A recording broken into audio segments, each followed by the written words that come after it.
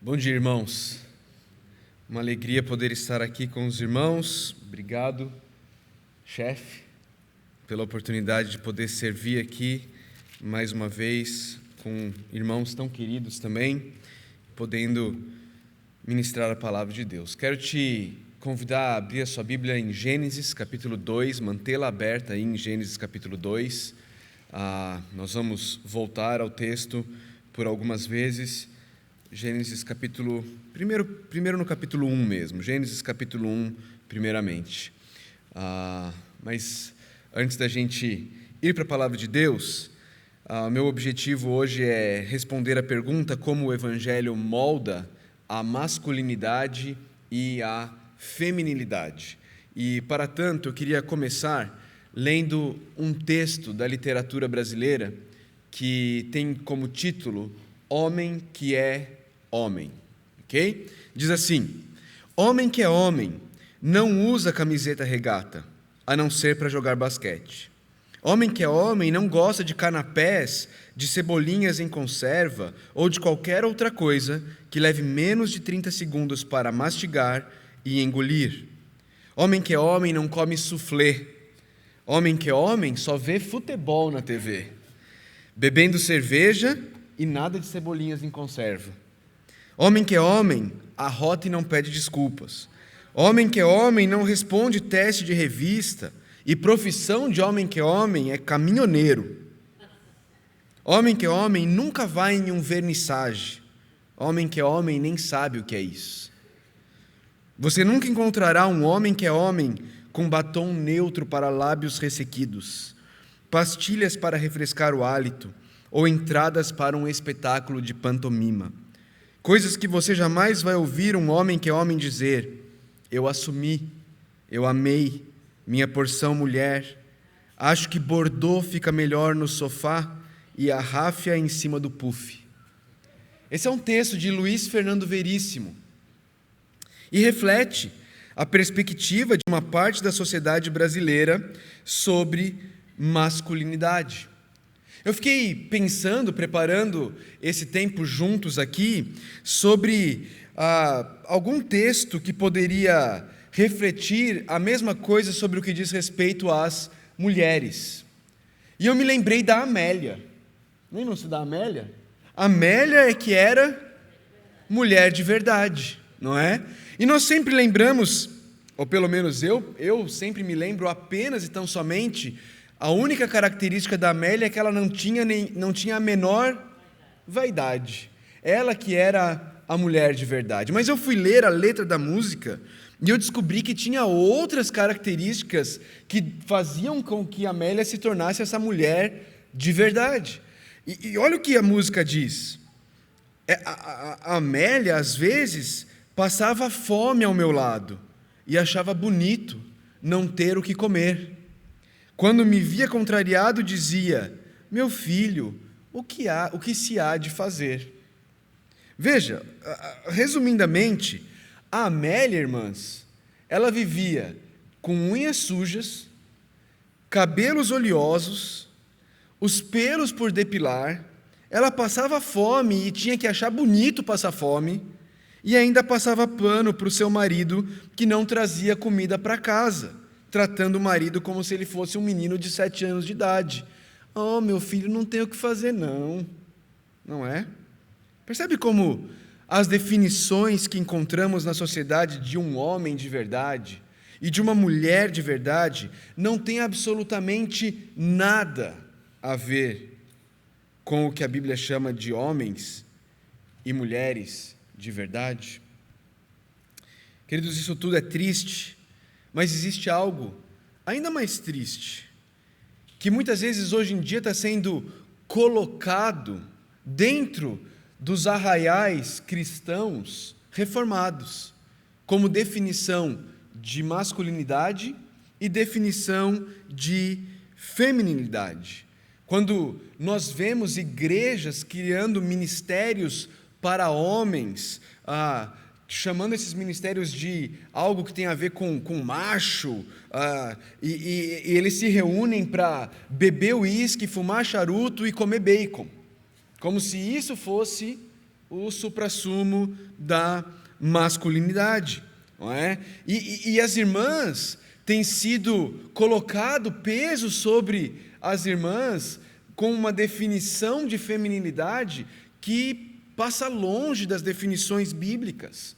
Como o pastor Paulo Júnior disse, mulheres não podem ser bonitas, elas têm que ser feias, é a definição da feiura. Ela não pode ser bonita, ela não pode trabalhar fora, ela não pode ter opinião, ela não pode estudar teologia, ela não pode ter menos do que 5 filhos. E agora, ela também tem que fazer homeschool.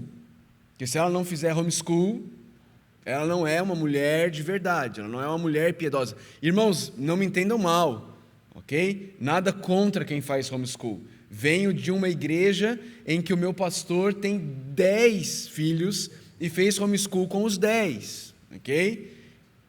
Amo, é o meu mentor, eu os amo do fundo do meu coração. Mas existe um problema quando nós definimos feminilidade a partir desses pontos, dizendo que mulheres de verdade são apenas as mulheres que fazem homeschool, ok? Isso é grave. Mas por que isso acontece, queridos? Isso acontece porque não estamos enraizando masculinidade e feminilidade no Evangelho. Muitos cristãos ainda acham que o Evangelho é apenas um carimbo para uma vida eterna no céu. E não entenderam ainda que, na verdade, o Evangelho é bem mais do que isso. O Evangelho, ele é a boa notícia que nos salva, que nos restaura e que nos capacita a entendermos quem nós de fato somos e quem Deus nos chama a sermos como homens e mulheres para a nossa alegria e para a glória dele. O mundo diz que nós podemos ser quem nós quisermos. O mundo diz que os nossos sentimentos definem quem nós somos. Mas a palavra de Deus ancora a nossa identidade no Evangelho. Nós somos quem o Evangelho diz que nós somos, inclusive em termos de nossa masculinidade e feminilidade. Mas o que é o Evangelho? O que é o Evangelho? É espantoso, mas grande parte dos membros das igrejas evangélicas históricas brasileiras não sabem definir o que é o Evangelho. Certa vez eu estava pregando num retiro de carnaval de uma igreja histórica brasileira, alguns centenas de jovens, e eu pedi que alguém definisse o que era o Evangelho. Primeiro ficou aquele climão, né? E de repente, algumas pessoas começaram a ousar dizer algumas coisas, todas elas incompletas, todas elas sobre algo que tem a ver com o Evangelho, mas não era o Evangelho. Queridos, o Evangelho é essa boa notícia que possui pelo menos 3 atos: criação, queda e redenção. O Evangelho é esse drama que se desenrola, é essa única história que Deus tem, onde Deus cria um povo que se volta contra Ele, mas que Deus graciosamente providencia um meio de redenção, de resgate, para trazer para si um povo particularmente seu, um povo que vai viver para a glória dele. E isso tem tudo a ver com a maneira como eu e você vivemos como homem e mulher. Vai para o texto de Gênesis 1. Olha aí para o texto. Olha, vamos olhar a princípio para a questão da criação e como a criação molda a maneira como eu e você vivemos como homem e mulher. Gênesis capítulo 1, a partir do versículo 21, você começa a perceber um padrão. Existe um padrão, olha só. Deus vai começar a criar os animais. E olha como funciona. Assim Deus criou os grandes animais aquáticos e os demais seres vivos que povoam as águas de acordo, olha aí para o texto, de acordo com as suas espécies. E todas as aves, de acordo com as suas espécies. E aí você continua e chega lá no versículo 24. Então, e disse Deus, produz a terra seres vivos de acordo com as suas espécies, rebanhos domésticos, animais selvagens, os demais seres vivos da terra, cada um de acordo com a sua espécie. E assim foi. Deus fez os animais selvagens de acordo com as suas espécies, os rebanhos domésticos de acordo com as suas espécies, os demais seres vivos da terra de acordo com as suas espécies. E Deus viu que ficou bom. Vocês percebem que Moisés, relatando o texto aqui, ele está repetindo isso, ele está dando ênfase nisso. Todos os seres vivos foram criados de acordo com a sua espécie. E aí chega a criação do homem e da mulher, versos 26 e 27. Então disse Deus: façamos o homem à nossa imagem, conforme a nossa semelhança. Domine ele sobre todos esses que foram feitos de acordo com as suas espécies, não é?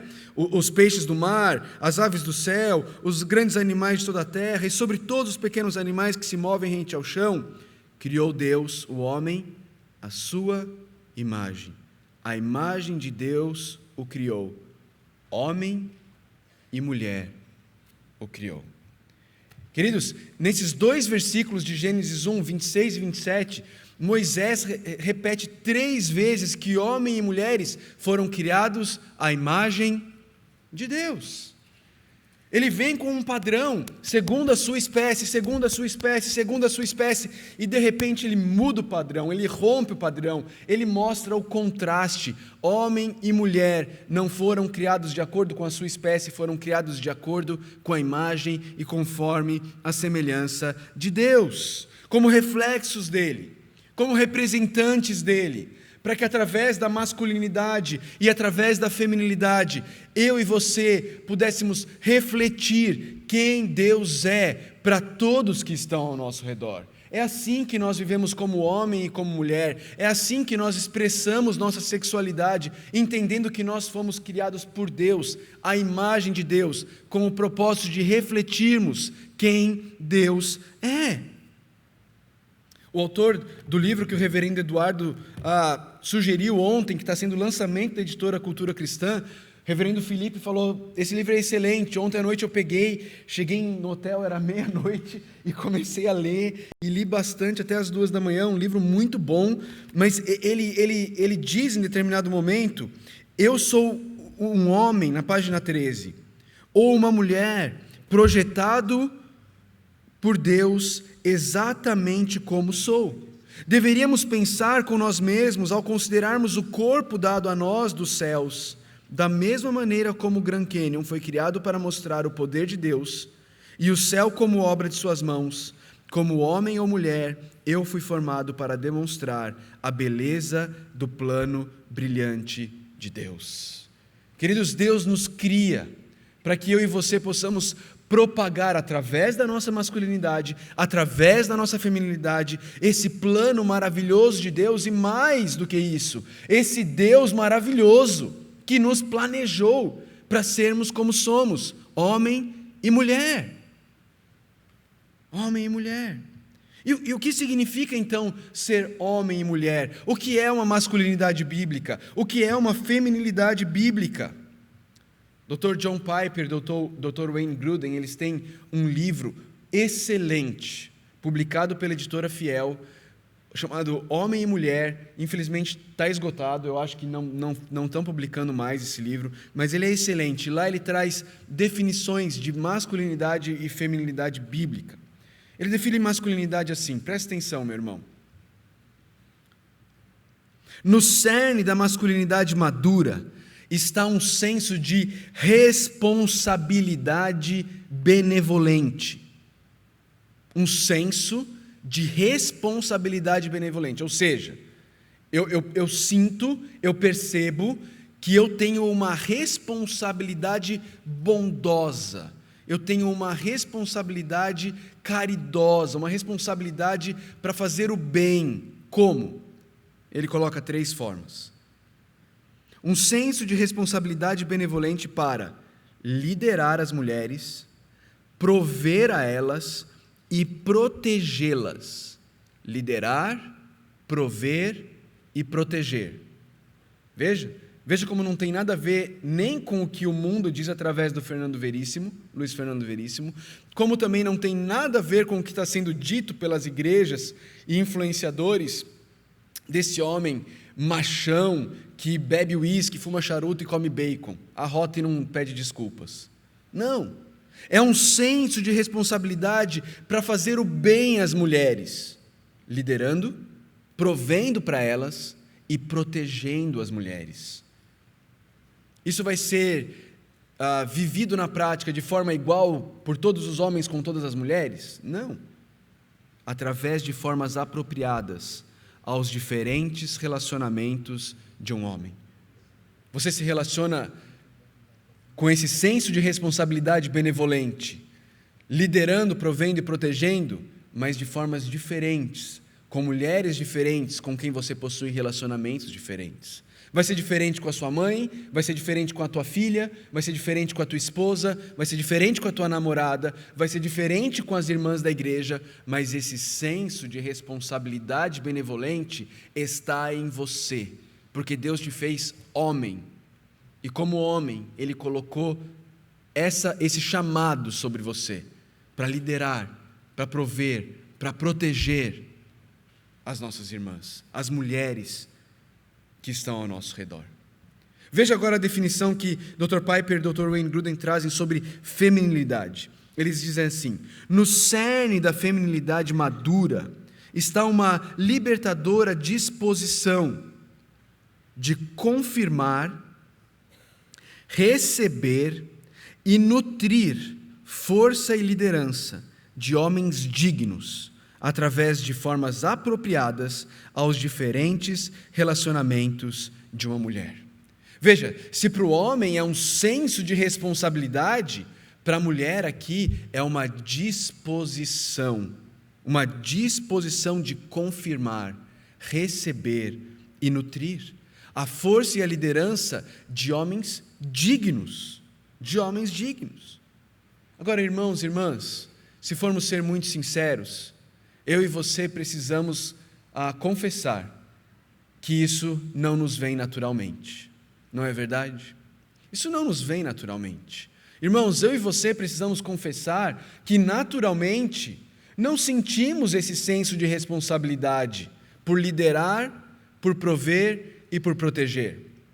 Naturalmente sentimos esse senso de necessidade e não de responsabilidade de usurpar, usar e abusar.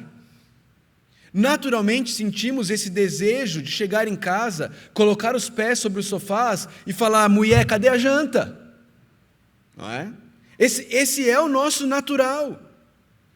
Mulher, cuida dos seus filhos. Por que esse se tornou o nosso natural? Bom, o Evangelho explica.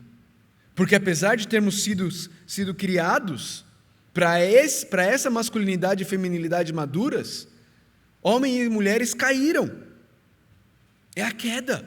Adão falhou em seu chamado. Adão não liderou, ele não proveu, ele não protegeu a única mulher a quem ele havia chamado para servir, proteger e liderar.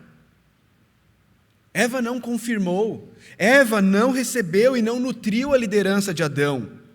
E de fato, no meio do capítulo 3, eu e você no versículo 12 encontramos um homem medroso, um homem covarde, que não é capaz de assumir a responsabilidade pelos seus erros e que está disposto a jogar a esposa na fogueira para se livrar do problema. Deus, foi a mulher que tu me deste. A gente encontra Deus dizendo à mulher, no versículo 16 do capítulo 3, minha irmã, agora, o natural no teu coração vai ser que o seu desejo será contra o seu marido. E ele vai tentar te dominar. O que Deus está dizendo é, agora, irmã, o seu natural não vai ser essa disposição de afirmar a liderança do seu marido. O teu natural vai ser ir contra ele. E o natural dele não vai ser essa disposição, esse senso de responsabilidade de te proteger, de te servir, de prover para você, não. O natural dele vai ser ter uma liderança opressora sobre você. O pecado, irmãos, a queda da raça humana é a razão porque eu e você não vivemos a masculinidade e a feminilidade que Deus tem para nós. Nós esquecemos nossa identidade em Deus.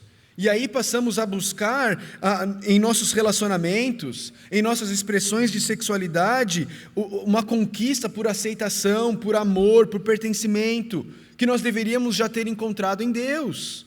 Nós usamos a nossa sexualidade como moeda de troca de algo que nos dê significado, de algo que nos dê valor, de algo que nos dê aceitação. Mas graças a Deus, existe mais um ato nesse enredo do Evangelho, aqui em Gênesis 3. O Evangelho nos resgata. A redenção está aqui.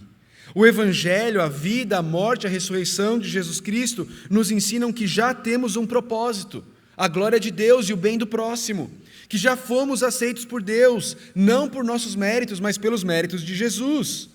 E isso nos liberta para vivermos nossa masculinidade ou nossa feminilidade, não em busca de algo, não para recebermos algo de alguém, mas para transbordarmos para aqueles que nos cercam o que nós já recebemos de forma perene e perfeita em Deus, por meio de Cristo Jesus. Mas onde a gente vê isso? Onde a gente vê redenção em Gênesis 3? Bom, você vê Deus prometendo à mulher que o descendente dela iria esmagar a cabeça da serpente. Você vê Deus sacrificando um animal para cobrir a vergonha de Adão e Eva. E agora nós já vemos mudança na postura de Adão como homem. Lembra antes, versículo 12? A mulher que tu me deste. Agora, no versículo 20, nós vemos Deus dando à sua esposa um nome. Adão deu à sua mulher o nome de Eva, pois ela seria a mãe de toda a humanidade. Adão crê na palavra de Deus. Adão crê nessa promessa, nesse evangelho embrionário. E agora, ele se relaciona com a sua esposa, não com acusações, não de uma forma utilitarista, mas ele a abençoa com um nome que reflete a promessa de Deus.